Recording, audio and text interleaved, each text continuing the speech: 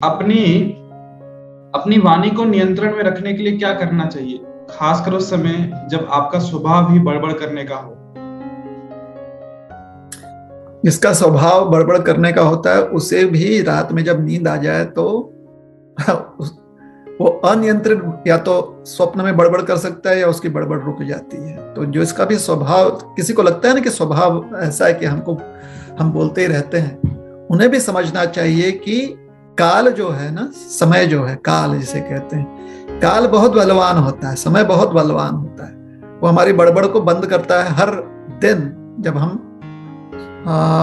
सो जाते हैं सुप्त अवस्था में, निद्रा अवस्था में, काल उसे बंद कर देता है।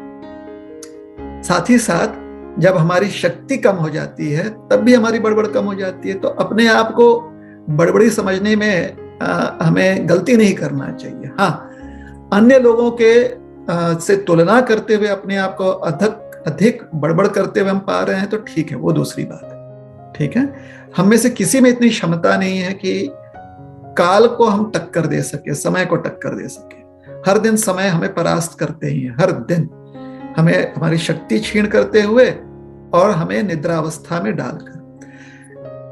बहुत कम ऐसे जागृत व्यक्ति होते हैं, सिद्ध महात्मा होते हैं, जो समय पर बलवान पड़ जाते हैं, समय से ज्यादा शक्तिशाली हो जाते हैं। ऐसे सिद्ध महात्मा होते हैं और हमें भी ऐसी सिद्धि प्राप्त करने का प्रयास करना चाहिए मानव जीवन में, कि हम समय पर प्रभावी हो जाए।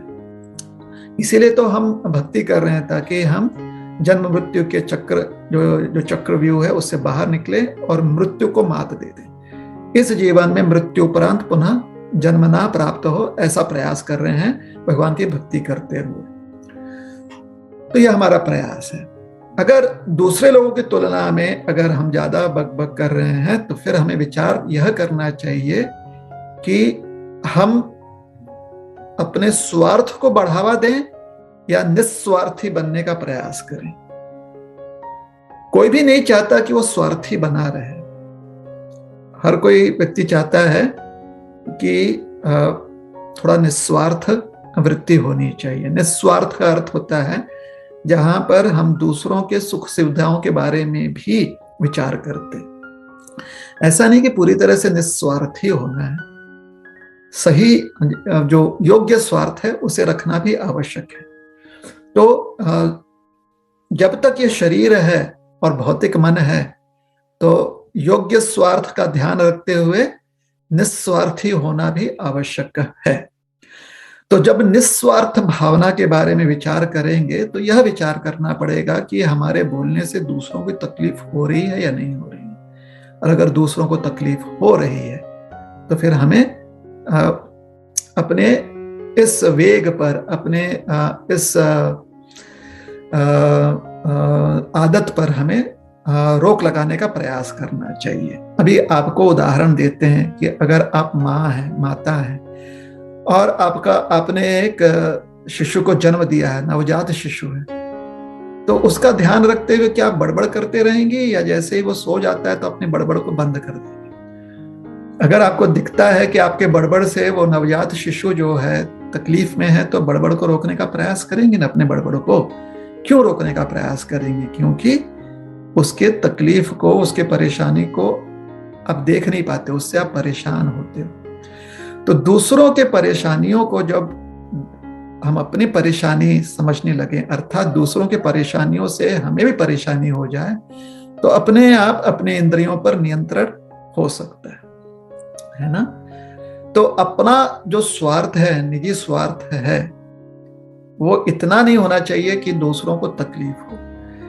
किंतु अगर दूसरों के तकलीफ से अपना जो योग्य स्वार्थ होता है उसे त्यागना पड़े तो फिर अस्तित्व मिट जाएगा हमारा। इसलिए स्वार्थ योग्य होना चाहिए, साथ ही साथ उस भाव में हमें निस्वार्थी बनने का भी प्रयास करना चाहिए। अपने आप में बहुत ही सुंदर विषय है कि कैसे अपना स्वार्थ जानते हुए दूसरों के लिए निस्वार्थी बनना। बहुत सुंदर विषय है ये, इस पर सबको विचार करना चाहिए। तो अगर आपको बहुत बातूनी हो, आप जिसे आप कहते हो कि बड़बड़ी हो, बातूनी हो आप, तो जब भी योग्य हो अपने इस वृत्ति को अपने दूसरों के लाभ के लिए और अपने लाभ में उसका प्रयोग करना चाहिए।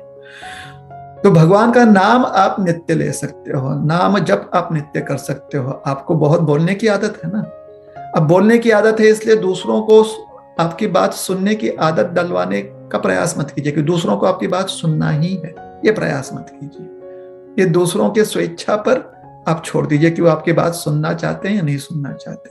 किंतु अगर आपकी आदत है कि आप बहुत बातूनी हो, आप बोले बिना आपका खाना हजम नहीं होता है ना, पचता नहीं है आपका भोजन, या बोले बिना आपको सुख की नींद नहीं आती है, तो फिर आप भगवान से बातें कीजिए।